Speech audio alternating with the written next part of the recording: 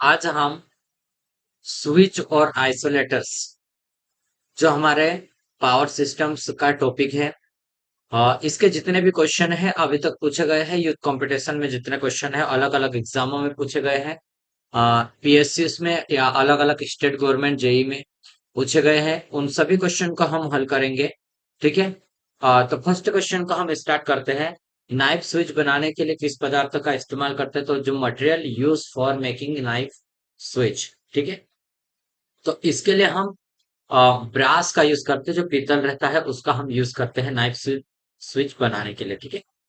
अगला क्वेश्चन है, isolator operate under which condition? Isolator को किस कंडीशन में ऑपरेट किया जाता है? तो इसको लोड की कंडीशन में तो ऑपरेट नहीं करते हैं, लेकिन नो लोड की कंडीशन में, नो करंट कंडीशन में बोल सकते हैं इसको। ठीक है।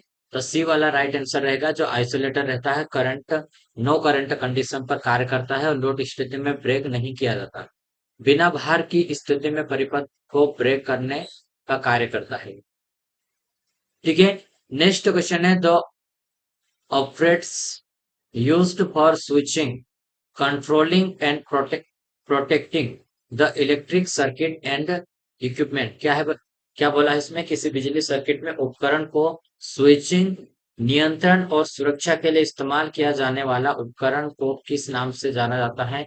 तो ये किस नाम से जाना जाता है? स्विच गियर के नाम से जाना जाता है। ठीक है। तो ये हमारे पास सी वाला राइट आंसर रहेगा। बिजली सर्किटों और उपकरणों में स्विचिंग, नियंत्रण और सुरक्षा के लिए स्विच गियर नामक युक्ति का उपयोग किया जाता है। स्विच गियर विद्युत प्रदायी प्रणाली में स्विच गियर पैनल बोर्ड या स्विच बोर्ड पर स्थापित एक सम्मिलित युक्ति है, जो प्रणाली को कंट्रोल, मेजरमेंट, प्रोटेक्शन आदि देते हैं, जैसे कि C B panel board, fuse, voltage regulation, ammeter और वोल्टमीटर आदि रहते हैं। नेक्स्ट क्वेश्चन है, a thermal protection which can protect against. क्या है? थर्मल सुरक्षा स्विच किसके विरुद्ध सुरक्षा करता है? तो यह हमारे पास ओवरलोड से सुरक्षा करता है। कौन? Thermal protection. तो ये हमें ध्यान रखना है, थर्मल प्रोटेक्शन ओवरलोड से हमें सुरक्षा करता है। ठीक है। इसको हमें ध्यान रखना बहुत इंपॉर्टेंट है, ओवरलोड से सुरक्षा करता है ये। अगला क्वेश्चन हम देखते हैं, इसमें देखो, स्विच गियर की आवश्यक विशेषता क्या है? विशेषता हमें देखना है। तो जो भी हमारा स्विच गियर रहेगा वो बिल्कुल सटीक चयन करना चाहिए। सबसे पहला तो ये राइट वाला है। ठीक है। ये सभी बोल रहा है, तो सभी में देखते हैं कंप्लीट रिलेबिलिटी, मतलब रिलेबिलिटी भी इसकी अच्छी होना चाहिए, पूर्ण क्विक ऑपरेशन होना चाहिए। ठीक है। तो ये तीन हमारे पास रहता है, तो बी वाला राइट आंसर हो जाएगा। स्विच गियर की आवश्यक विशेषताएं, तो ये हमारे पास सिलेक्टिविटी, फॉल्ट अवस्था में स्विच गियर द्वारा विद्युत प्रणाली के किसी अन्य अंग को बिना विचलित किए केवल यथोचित दोषयुक्त अंग को भी संपूर्ण विद्युत प्रणाली से वियोजित डिस्कनेक्ट करना चाहिए। लक्षण की इस प्रक्रिया को स्विच गियर की चयन प्रक्रिया कहते हैं इसको हम। पूर्ण विश्वसनीयता की अगर हम बात करेंगे तो कंप्लीट रिलेबिलिटी। रिलेबिलिटी क्या होगा? स्विच गियर और पूर्ण निर्धारित अवस्था के अंतर्गत अवश्य ही अपना कार्य पूरा करना चाहिए, और फॉल्ट स्थिति के समय पर स्विच गियर क्या करना चाहिए? अप्रचालन करना चाहिए, असफल नहीं होना चाहिए। ठीक है। और क्विकनेस की बात करें तो जो भी सिस्टम रहेगा इलेक्ट्रिकल हमारा, उसमें क्या रहेगा? सेफ्टी फैक्टर और प्रचालन की स्थिति स्थायित्व बढ़ाने के लिए हम स्विच गियर की रिस्पॉन्स कैसे होने चाहिए? अति शीघ्र होनी चाहिए।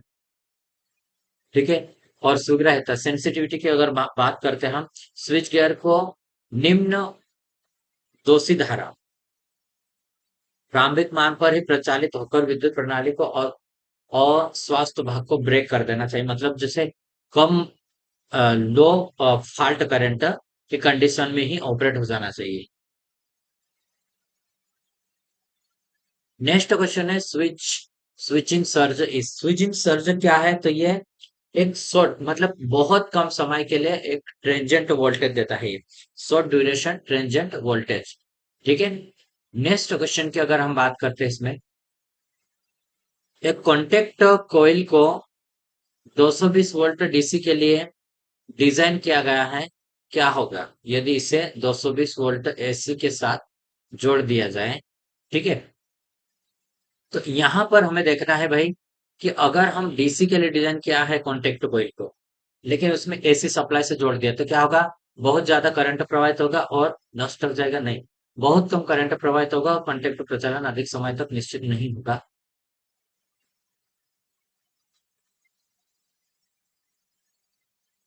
बहुत जल्दी इंसुलेशन नष्ट हो जाएगा। तो यहाँ पर हम देखेंगे इसमें जो कॉन्टेक्ट है ना, ये क्या करेगा कि भाई आ, तो ये हमारे पास क्या करेगा, वोल्टेज ड्रॉप बढ़ जाएगा, जिससे कि उसमें जो हमारे पास बहुत कम धारा उसमें प्रवाहित होगा और कॉन्टेक्ट प्रचालन अधिक समय तक निश्चित नहीं रहे। ठीक है, अगला क्वेश्चन हम देखते हैं इसमें। देखो, परिपथ वियोजक संपर्कों के गिर्द प्रकट होने वाली पुनरुत्थान वोल्टता की शक्ति गुणांक पर अधिकतम होंगे। The recovery voltage that appears across the circuit breaker contactor will be maximum for power factor of। तो ये हमारे पास हो जाएगा, कैसा रहेगा, परिपथ वियोजक संपर्क में गिर्द प्रकट होने वाली पूर्णथन वोल्टता किस पर। तो recovery voltage that appear across the circuit breaker contact will be maximum for the power factor is zero. ठीक है, रिकवरी वोल्टेज आरएमएस इस अगर डबल रहेगा हमारे पास power factor angle.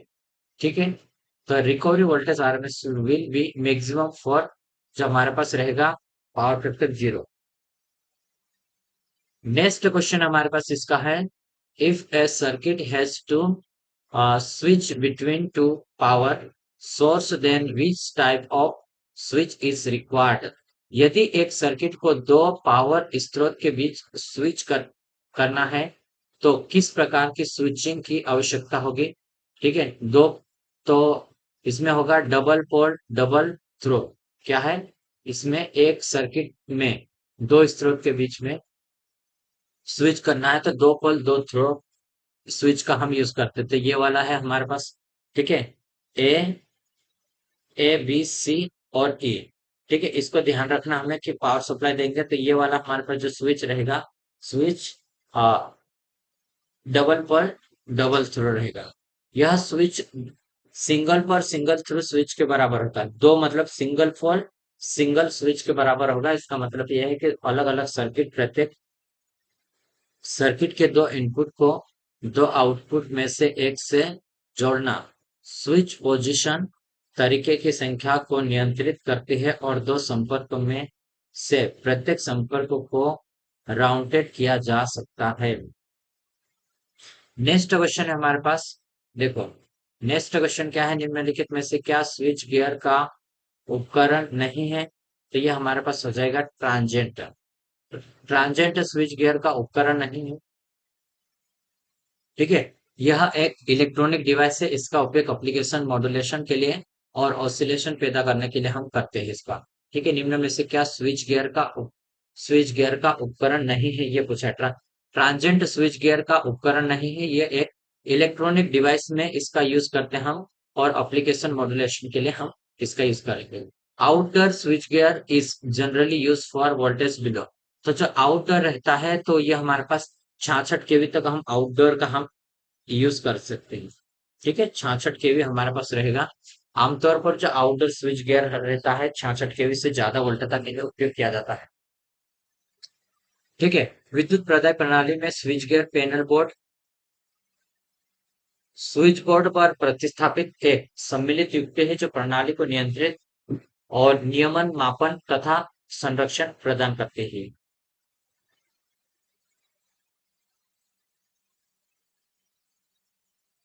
What are oil switch used for. तो ये हमारे पास होगा high voltage and large current circuits. क्या है, जो ऑयल स्विच का हम यूज कहाँ पर करते हैं, हाई वोल्टेज और लार्ज करंट सर्किट में हम इसका करते हैं। उच्च वोल्टेज और लार्ज करंट परिपथ के लिए प्रयोग किया जाता है, क्योंकि जब हाई लोड होता है तो ऑयल स्विच होने से स्पार्क होने की संभावना को खत्म कर देता है। ठीक है, स्टेटमेंट की अगर हम बात करेंगे तो switching off a lamp in house produce noise a in radio क्या बोला है, switching off a lamp in a house produce a noise radio. और सेकेंड वाला है switching operation produce are contact across separating contact. तो यहाँ पर हमारे पास राइट आंसर होगा हमारा but A and two are correct and two is correct expression. क्या बोला है कि भवन में लैंप का स्विच ऑन करने पर रेडियो पर ध्वनि उत्पन्न होती है। जैसा स्विच ऑन करेंगे हम लैंप का, स्विच के संचालन से प्रत्यक्ष संपर्क में चाप उत्पन्न होता है। क्या उत्पन्न होता है? चाप। Isolator are capable to breaking. तो आइसोलेटर को नो लोड की कंडीशन में हम ऑपरेट करते हैं, ये हमें ध्यान रखना है। तो चार्जिंग करंट आवेश धारा को वियोजित करने के लिए हम आज करते हैं।